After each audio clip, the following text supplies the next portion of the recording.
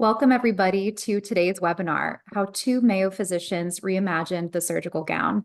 I'm Erica Spicer Mason, today's moderator. And on behalf of Becker's Healthcare, thank you all so much for joining us today.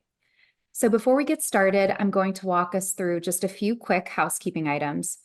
First, you can submit any questions that you have throughout the webinar by typing them into the Q&A box that you see on your screen. Second, today's session is being recorded and it will be available after the event.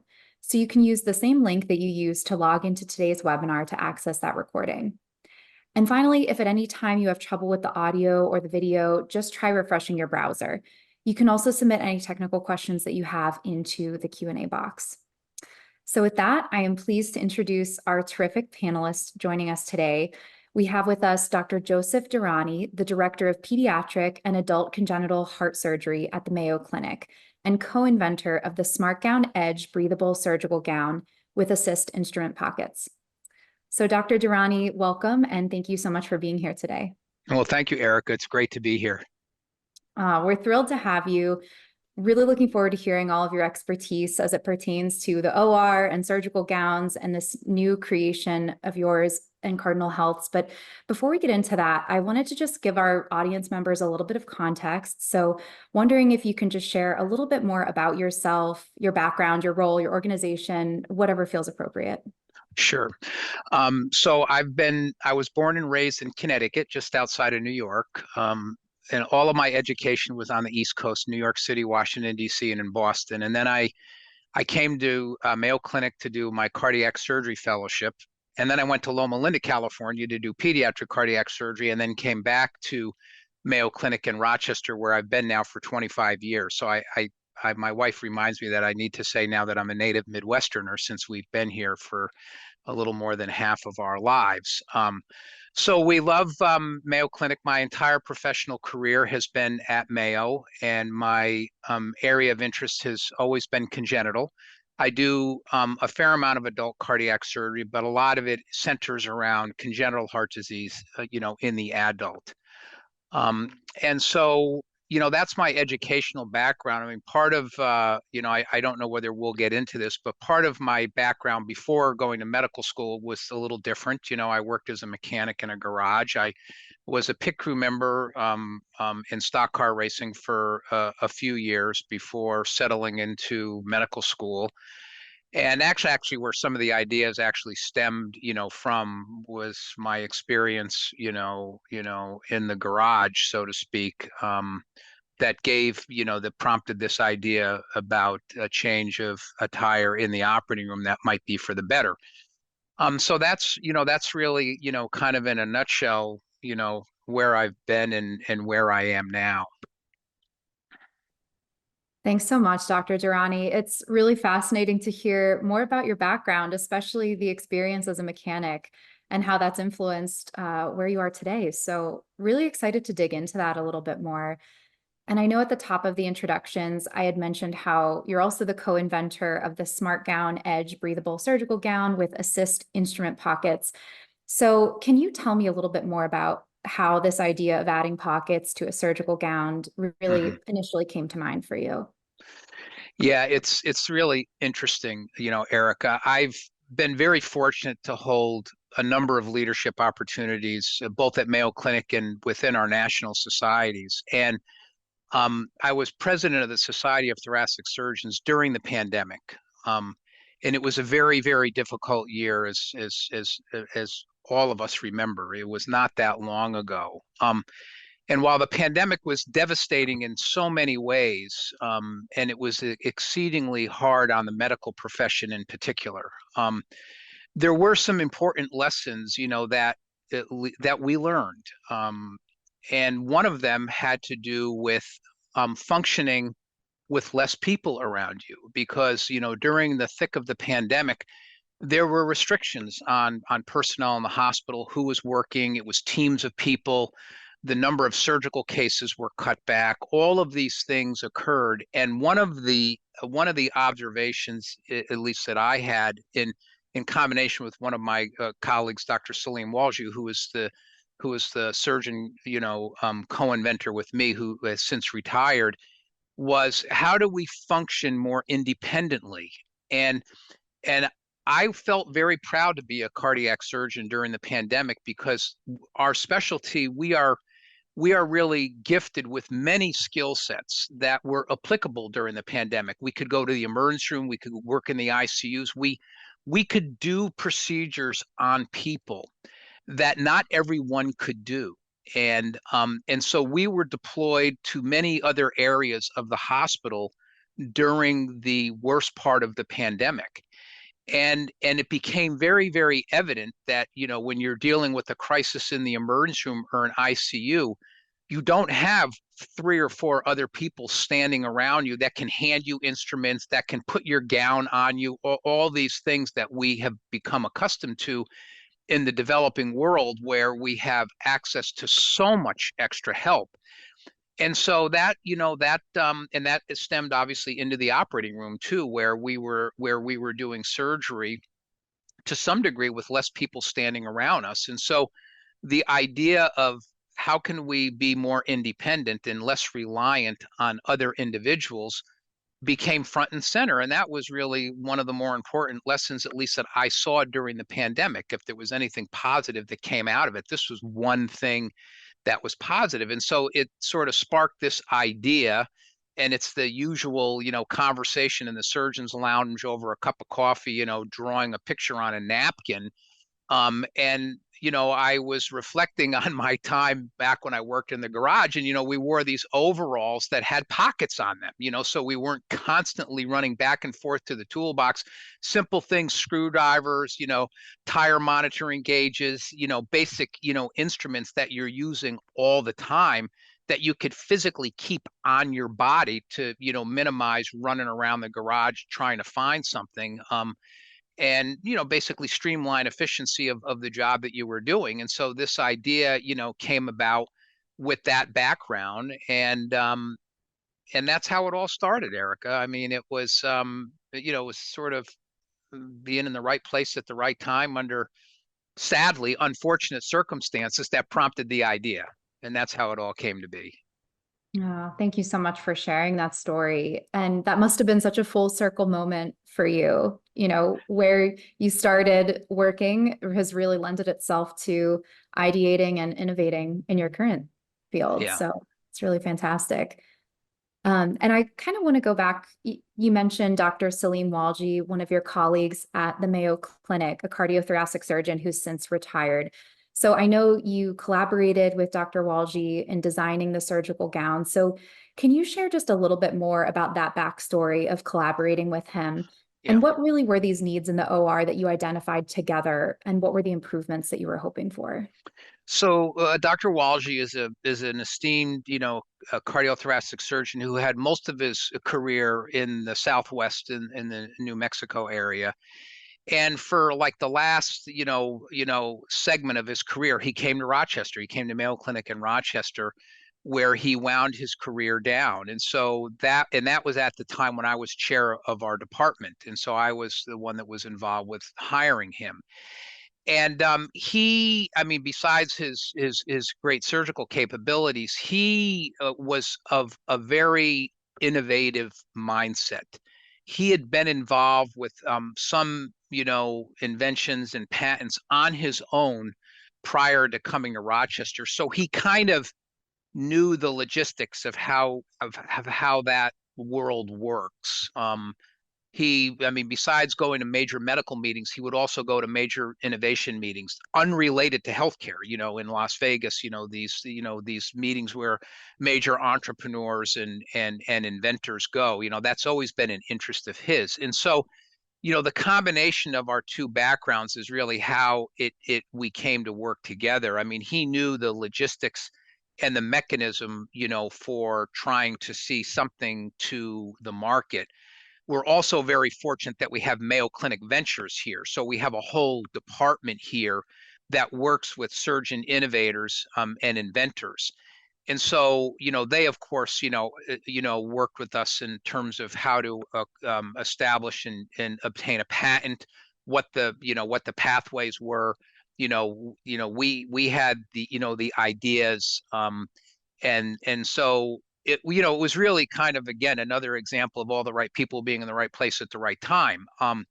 and I had been involved, peripherally with other inventions, but most of them were, technology-based, medical-based, valve-related things and things like that. So I had had some experience with it, but this was something different. I mean, it's something that has appeal to something beyond cardiothoracic surgery.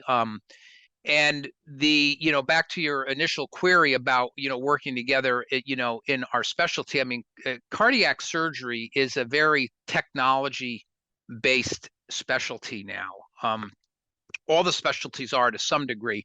Cardiac surgery is probably at the extreme end of that spectrum in terms of heart lung machines, robots, ventilators, various, thoracoscopic,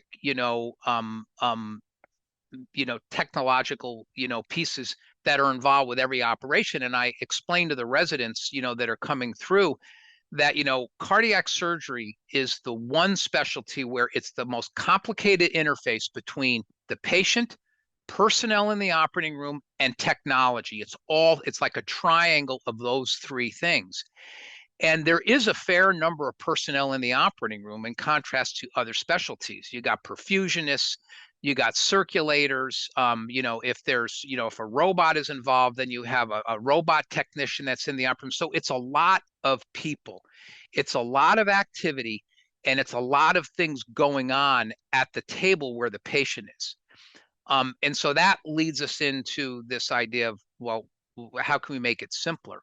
Well, there's a lot of traffic of instrumentation going across the table, in surgery in general. Again, cardiac surgery being probably at the far end of the extreme. I mean, there's so many pieces of technology in the operative field between tubing and monitoring lines and so on that it's complicated. And the scrub nurse or the scrub tech, has the responsibility of keeping track of instruments, keeping track of where they are, when somebody needs it, where it's going to be. And, it's very common in any operating room for instruments then to be put down by the assistant, to be laying on the table somewhere, it gets lost in a crease of the sheets, or it's hanging on a hemostat, that's clipped to a drape.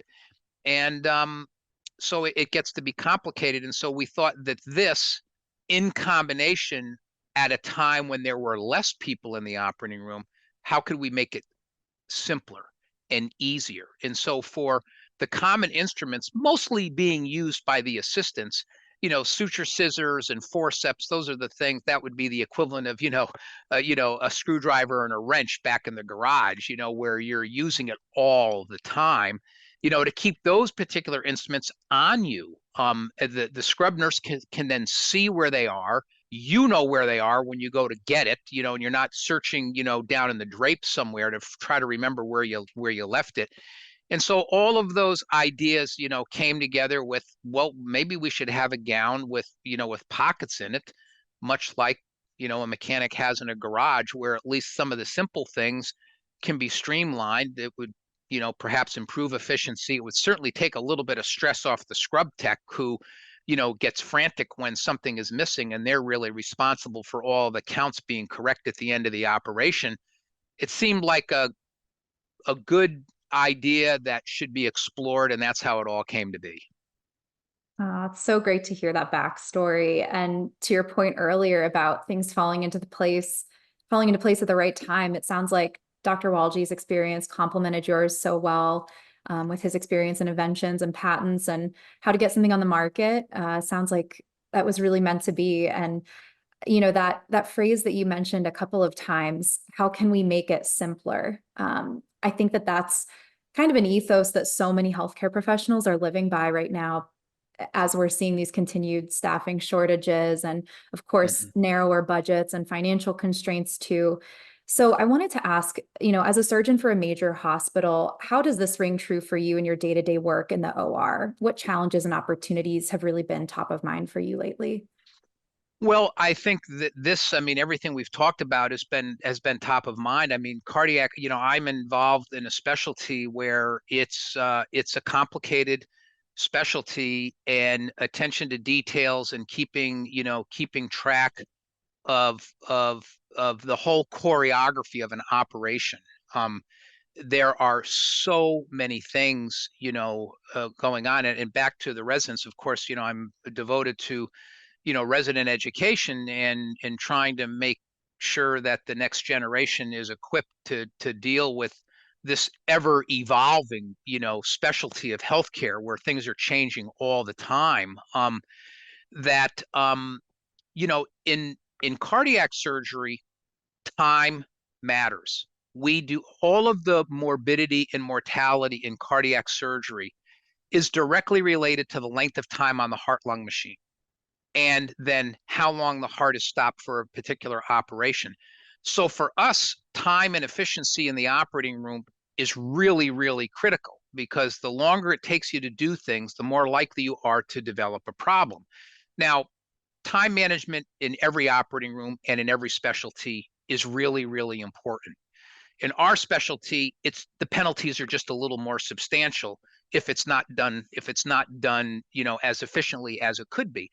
And so, we just thought that this would be something, that would ultimately be helpful. I mean, I can't tell you how, I mean, every operation, to this day, I mean, you're looking for an instrument and, there's a pause there.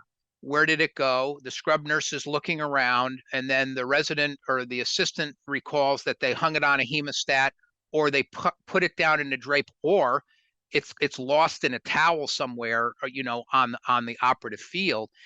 And and so all of those things, I think, from my standpoint, I'm interested, back to my racing car days. I'm very interested in performance and choreography of whatever it is that's being done. Back in the day, it was a pit crew stop and everything being timed perfectly, every person executing their particular responsibility, to near perfection, and that carries over into the operating room for a surgeon. You want the orchestration of an operation to be smooth, and you want everything to be seamless, and you want everything to go, as planned. And so keeping track of instruments, particularly instruments that are used commonly, seem like a simple maneuver that would maybe reduce stress for some people in the operating room and at the same time improve the efficiency, of an operation. So all those things sort of,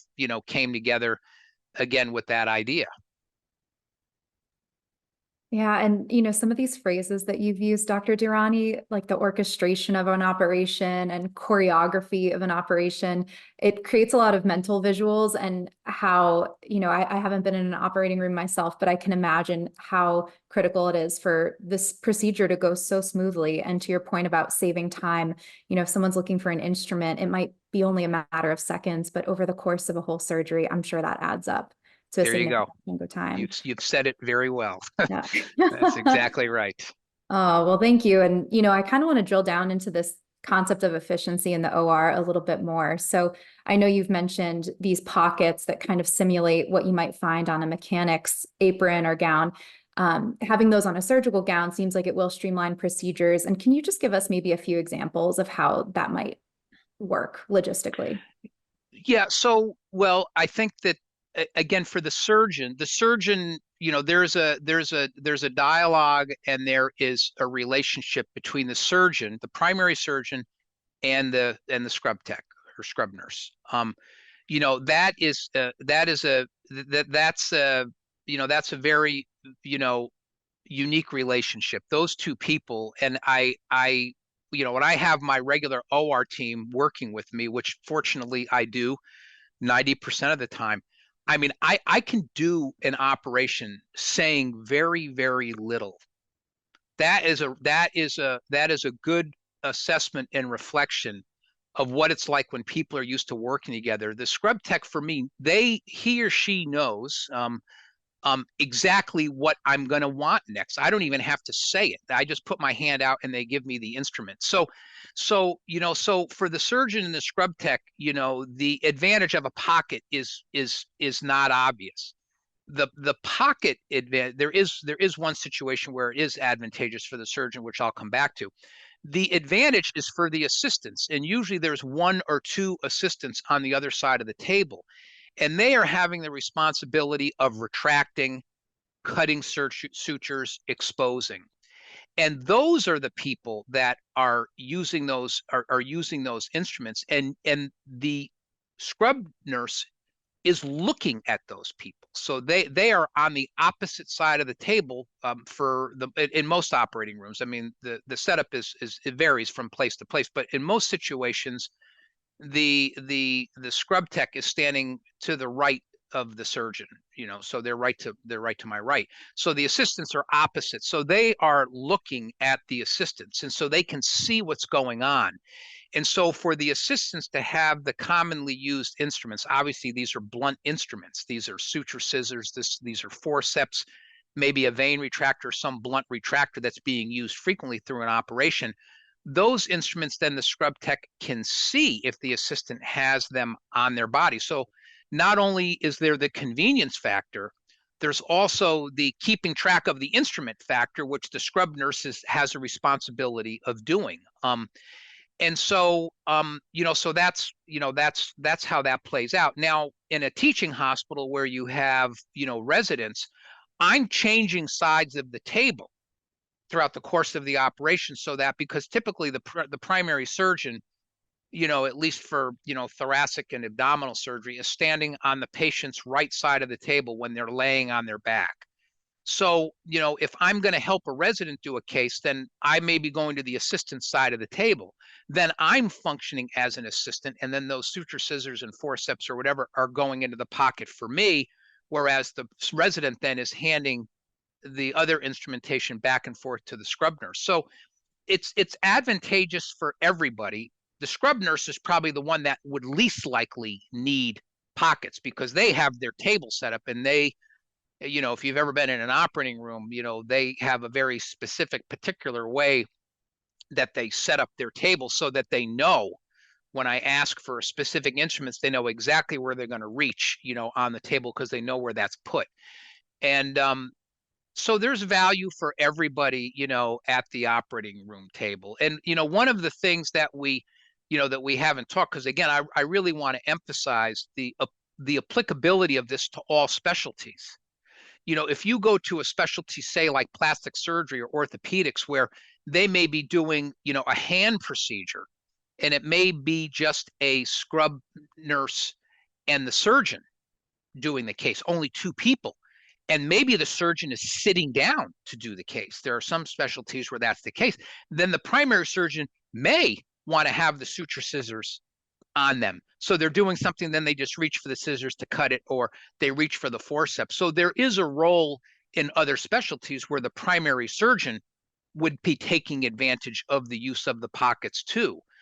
And you could just extend this. I mean, there, when you look at all the surgical specialties and you look at who the people are in the operating room, to me it seems, it seems like there would be a role for pockets, in any surgical specialty, particularly a specialty where they may be limited with the number of helpers they have in the operating room. So this is how the whole idea, came to be, is trying to come up with an idea that would simplify and at the same time be helpful for the people actually doing the work, the frontliners, so to speak. Yeah, thanks, Dr. Girani. And I know you had mentioned earlier in the conversation too, how so many ORs and hospitals in general right now are short-staffed. So when we think about the resource constraints that we're seeing ORs face, can you say a little bit more about how the gown can really help with those resource constraints specifically? Maybe it's beyond staffing, it might be other resources too, but just wanted to know if you had a little bit more to say on that. Well, again, thinking back to the pandemic, and it's not often that you'd want to be thinking back to what was a particularly difficult time. I mean, for our society as a whole, but particularly the medical profession that really was attacked and assaulted, unexpectedly. I think that, healthcare is an expensive industry in this country. And a lot of the expense centers around personnel in every healthcare institution. And in surgery, there's always going to be, there's always going to be a need for, people standing around the operating room table. There may be examples where you can get by with less people, but we will not have a situation where we are getting by with no people. I mean, that is not going to happen in any of our lifetimes. I think that there will always need to be a human involved with the majority or the most important elements of a procedure on a given patient.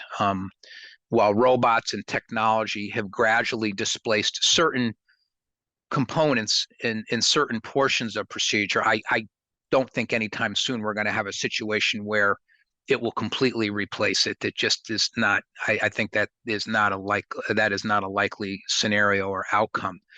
But in situations where I also have made an important part of my professional career humanitarian outreach and working in low and middle income countries, and that is an example where there are enormous resource limitations.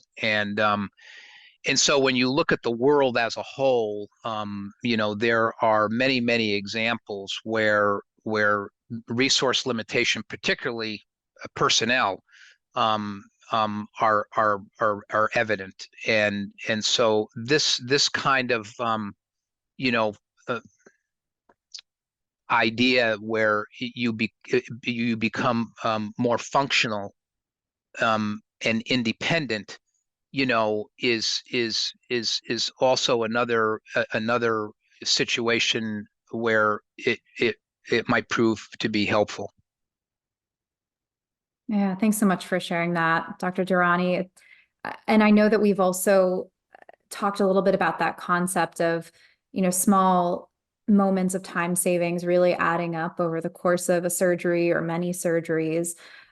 So can you also say a little bit more about how the design of this gown, Yeah, having pockets and more yeah, intuitive kind of capabilities, how can it also reduce things like instrument drops or time spent searching for instruments? I'm curious if you could say a little bit yeah. more about that and why that's so meaningful too. Well, we do need to spend a few minutes talking about the design of the gown and our work with Cardinal and exactly how the ultimate design came to be, because that was very eye-opening and informative to me. So it's one thing to sit in a surgeon's lounge and say, oh, let's put some pockets on a gown, and that sounds like a good idea. At first blush to a scrub nurse, that doesn't sound like a very good idea, because while the gown comes up to the neck and it typically goes down below the knees, the proper etiquette in the operating room is that even though the gown is going from basically your chin or your neck down to your knees, the part of the sterile field that is honored and respected during a case is between the shoulders and the waist. Okay. So, at first blush, the scrub nurse is like, well, you're gonna put pockets on a gown, and somebody's hand is going to be coming up in front of their face, and it's going to get contaminated. Or if it's going below the waist, it's considered contaminated, even though it's theoretically probably not contaminated, because the gowns on the patient are going down to the floor, and the gowns on the operating team are going down below the knees. I mean, while it's still sterile below the waist, we don't consider it sterile because of the precautions and how conservative we are in the operating room. So when this came to be, and to Cardinal's credit, these kinds of ideas need to be vetted properly. And so there was a very scientific approach to what the pockets would look like. Is it a pocket? Is it a holster? Is the pocket wide? Is it narrow? How does the gown need to be reinforced so there's no penetration or puncturing of the gown, despite the fact that the instruments that would be used in this situation are not likely to perforate, the gown. There was a very scientific approach. Are the pockets vertical? Are they narrow? Are they angled? Is it a combination of a pocket and a holster, depending upon people's preference? And so we went through this exhaustive, very detailed process, working with the one of the universities of school and design in Columbus, Ohio, that worked in collaboration with Cardinal to actually examine what would be the best, what would be the best arrangement of these pockets. And that's how it came. The pockets are low enough so that when the instrument is coming out, your hand actually doesn't rise up above in front of your face, but it's not too low so that it's not going below the waistline. Many people are standing and they're leaning against the operating table, so you don't want to have an instrument between your waist and the table. And then what about body habitus, to sort of accommodate, various, physical features, whether it be someone who's overweight or underweight, whether it's a man, whether it's a woman, et cetera, et cetera. All of these things were factored in to the ultimate design of how the pockets, came to be. And so that was a very educational exercise, for me, because what you thought might be kind of a good arrangement in the beginning, it turns out it wasn't a good arrangement, or vice versa. So that was really that was a great exercise, and it was very eye opening, for me. Of course, in healthcare, there's a process for everything to make sure that safety, is being honored and respected. And so that was a great exercise, and it was really worth everyone's while. It took a little bit of time, but in the end, I think it made a difference. Wow, what a process. All of those considerations you just mentioned, down to, the surgeon's body size, whether it's male or female operating, the narrow or wideness of the pockets. I can't imagine the time and resources that must have gone into that process. So pretty impressive to hear that background. And I know the key feature that we've talked about quite a bit in regards to the gown have been the pockets. So are there any other features that you wanted to mention or highlight? And also, I would love to hear more about the outcomes that you wanted to achieve as part of the design. When we went down the patent path, we talked about, all the potential different shapes and locations of pockets. And then the idea of an alternative to a pocket, a holster. Would that be easier for someone to actually insert it into a holster than to find the tract of a pocket to slide it into? And so, the final design has both on it, so that, if an operator has a preference of one versus the other, they can choose one versus the other. Um, you know, and so, yeah, I mean so there's obviously, I don't know, I suspect moving forward, depending upon feedback from users, there may be modifications, in pocket design down the road, what a pocket design looks like now versus 5 years from now versus a decade from now.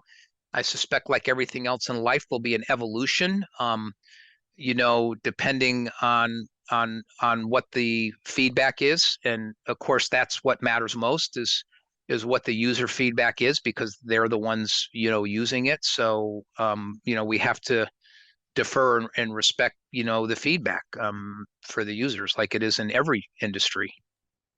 Absolutely. And just a quick follow-up to that too, have you heard any positive feedback from your peers in the field who've used the gown? I've had people send me emails or send me text messages, other surgeons or non-surgeons, other people that work in the operating room that, that I've become friends with over the course of my career, saying that sounds like an interesting idea. I mean, I'm interested in seeing, how this goes down, and I want to try it. So, I mean, I've gotten that kind of feedback. It's mostly been interest feedback and, oh, God, that seems like a no-brainer idea. I can't believe it's taken us this many decades to think about that. Yeah. One of the things that Dr. Walshy and I, talked about early on is we when we were trying to, see what the interest, would be from the cardinals of the world, so to speak, we use the analogy of wheels on a suitcase. And the initial idea of wheels on a suitcase was not embraced. It was kind of like wheels on a suitcase. I mean, now you can't buy a suitcase with not just two wheels but four wheels. And so that the simplicity of the idea, was something that we felt that's the way that this should be projected. It's simple and it seems to be convenient, and let's see where it goes. That's how it all, sort of, came to be. But time will tell. Time will tell. What the users, observations and feedback are, and go from there. It's exciting to be in these early stages. And I'm sure, if your colleagues' feedback is any indication, it sounds like it's going to be really well received. And I, Interestingly, Eric, just on a side note of that, a lot of the feedback that I've gotten from these emails and text messages have not been from cardiac surgeons. They've been from surgeons in other specialties. So so that's encouraging, because the idea, the cardiac surgery operating room is so complicated. But back to some of the earlier, comments, is that we believe that there is a place for this in every operating room. So it's ironic that a lot of the positive, comments have actually come from non-thoracic surgeons. that's right. And I remember you mentioning earlier some other specialties you could see this being useful for were, I think, plastic surgery, orthopedics, or really any All of specialty. them. You're all. I mean, any any operating room, really it's like walking into, whether it's a mechanical garage at Mercedes-Benz or General Motors or Ford.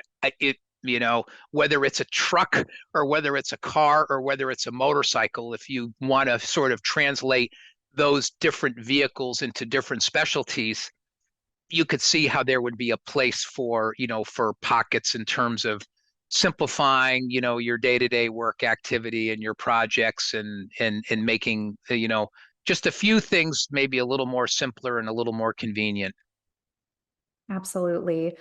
And Dr. Durrani, I know we're already getting close to our time together, but I just wanted to just ask a few more questions about one other area, because I know right now infection prevention and infection control is so top of mind for many ORs across the country.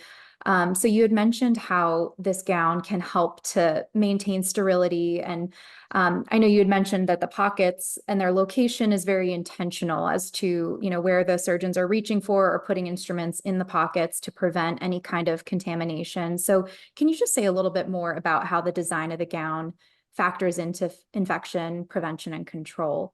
Would love to hear just So, more. yeah, so I think there probably would be two answers to that, Erica. One is the penetration of the gown. I mean, you do not want to have, and again, this is more in the wheelhouse of Cardinal and the FDA. There are certain requirements the for the makeup of a gown, the material that's used, and so on.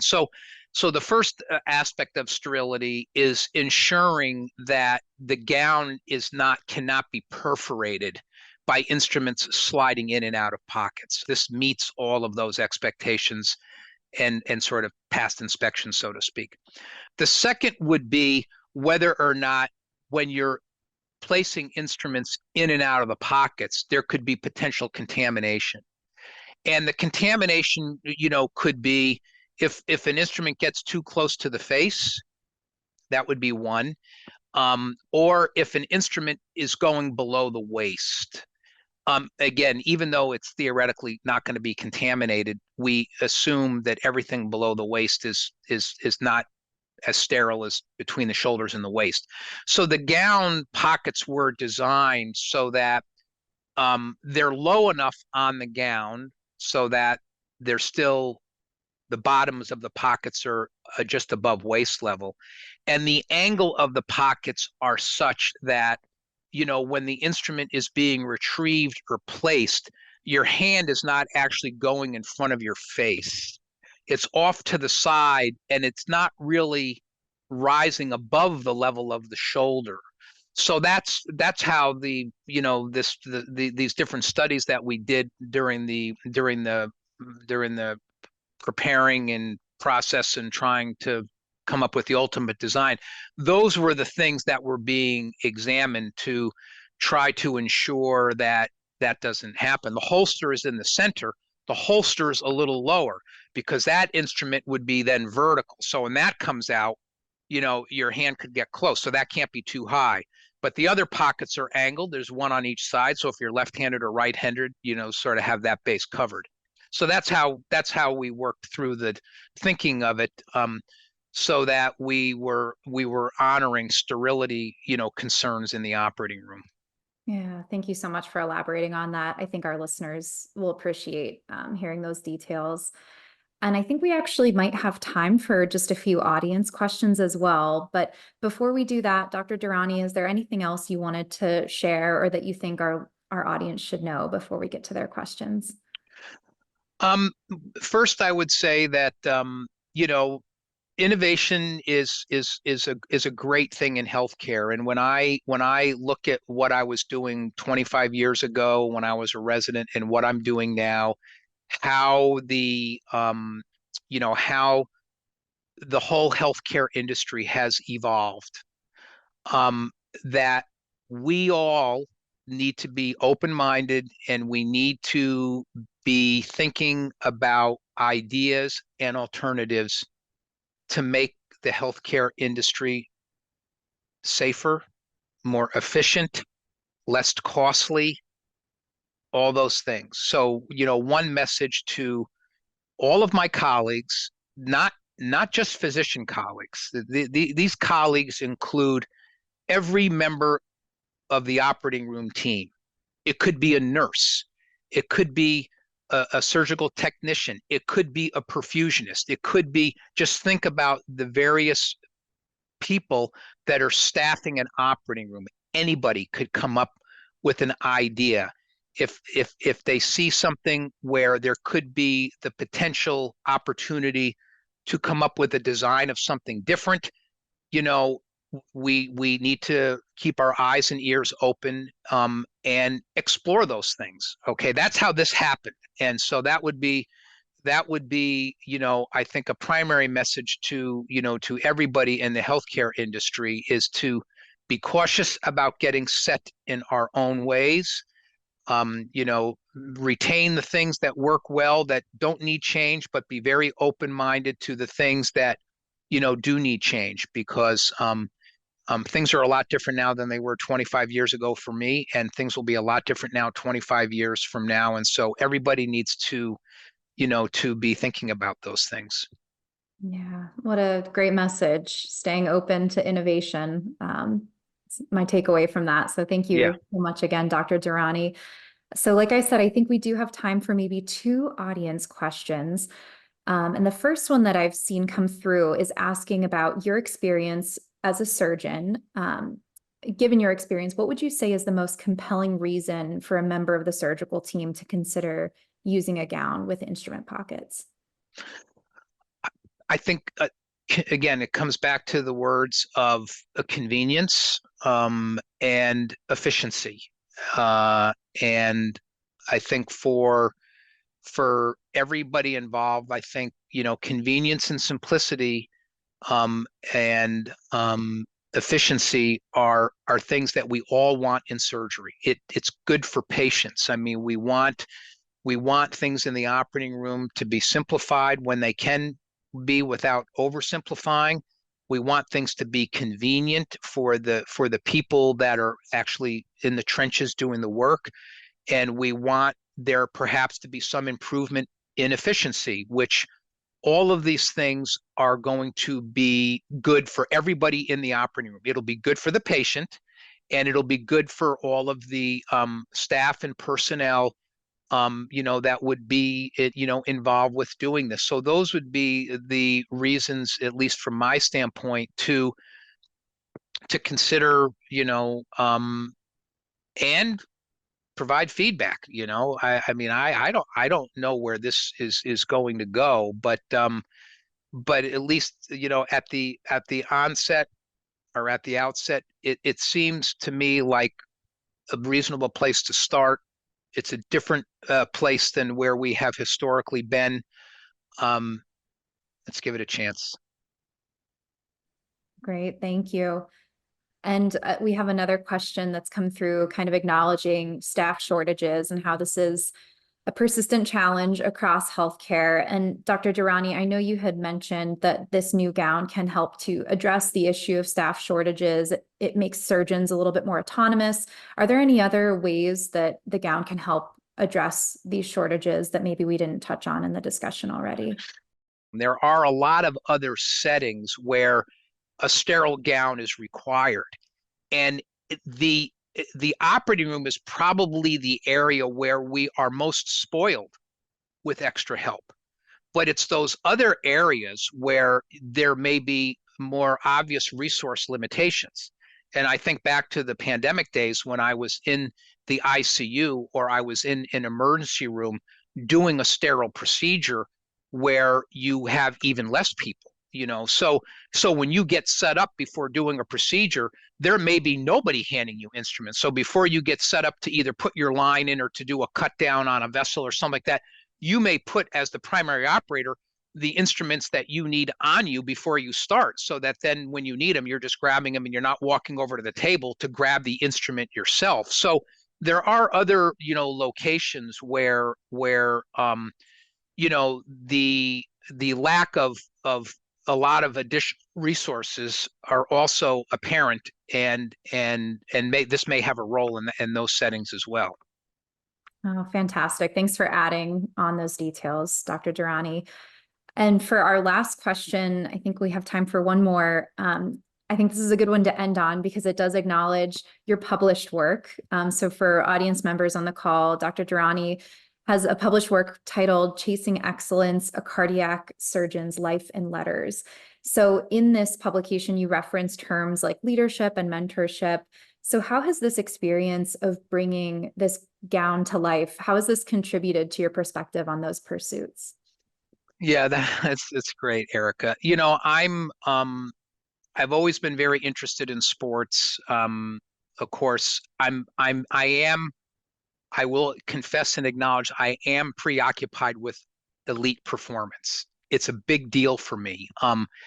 And cardiac surgery has made me get preoccupied with performance, optimal performance, taking the very best from all of the people that are working around you.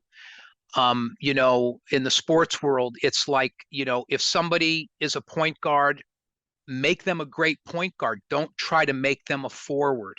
If somebody is a great running back, just keep them as a running back. Don't try to turn that person into a wide receiver. And so trying to acknowledge the expertise and the areas where individuals excel, make them the very best at whatever it is that is.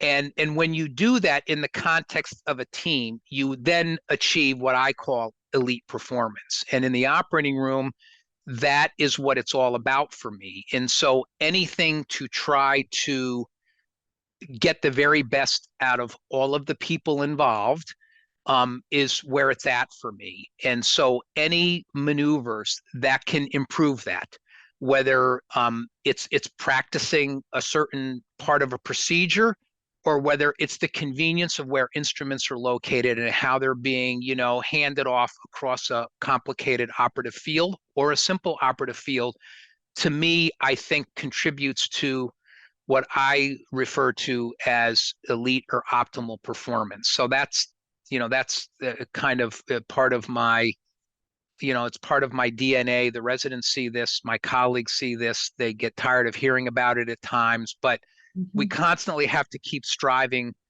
for that. And at some point we'll get there. Wonderful. It's been so fantastic hearing about your experience, Dr. Durrani, and how you've tied in your background in mechanics and your love of sports into this new innovation for your field in surgery. So thank you again for all of the insights and for the really candid discussion today. I really appreciate it. Well, I thank you, Erica, for the invitation. It's been, again, this has been part of the informative educational process, for me. So I appreciate the invitation, this was a helpful discussion for me, hearing, your queries, and there'll be more to come. And thank you very much. Oh, fantastic. And I know this will be helpful for our audience too. And finally, we'd also like to make sure that we thank Cardinal Health for sponsoring today's webinar. So to learn more about the content that was presented today, be sure to check out the resources section on your webinar console and also fill out the post-webinar survey. So thank you again to all of our audience members for joining, and we hope you have a great day.